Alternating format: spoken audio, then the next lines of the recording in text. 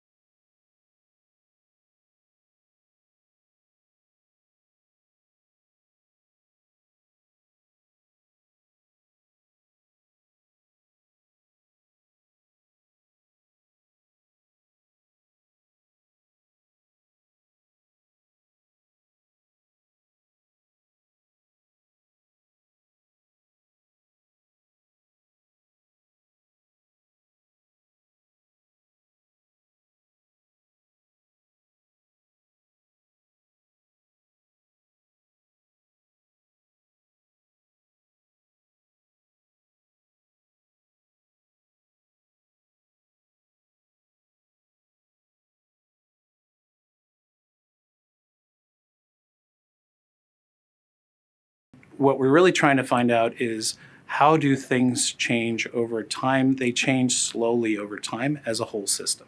So we're seeing millimeter level trends over the course of many years. However, the ocean is very dynamic, and knowing what's happening in the regional space is very, very different, and it changes within hours. So really understanding what's happening within hours is very, very important. So even with the best models that have now been created, they still need data to actually inform and train those models.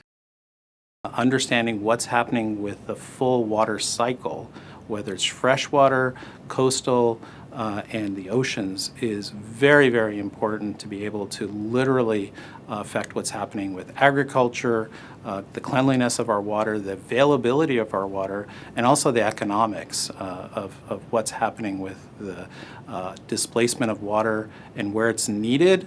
And there's too much of it in short amounts of times, which cause disasters like floods, to very on the opposite scale, where there's too little and we have droughts and tremendous impacts with the lack of water.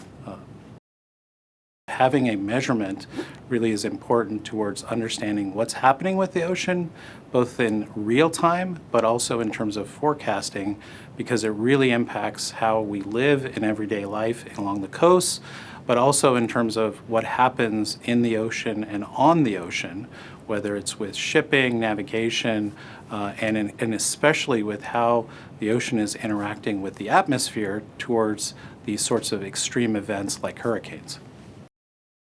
So I really hope like Sentinel-6B data are going to be used by people all around the world to improve our forecast, whether it's for El Nino, La Nina, or hurricane intensification, or for coastal communities to better plan for the future. Sentinel-6B is the latest in a long generation of satellite altimeters.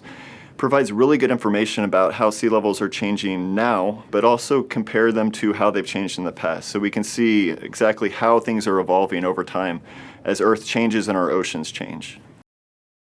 So the way that Sentinel-6B measures is it sends a radar signal down to the surface of the ocean and measures how long it takes that signal to get back to the satellite.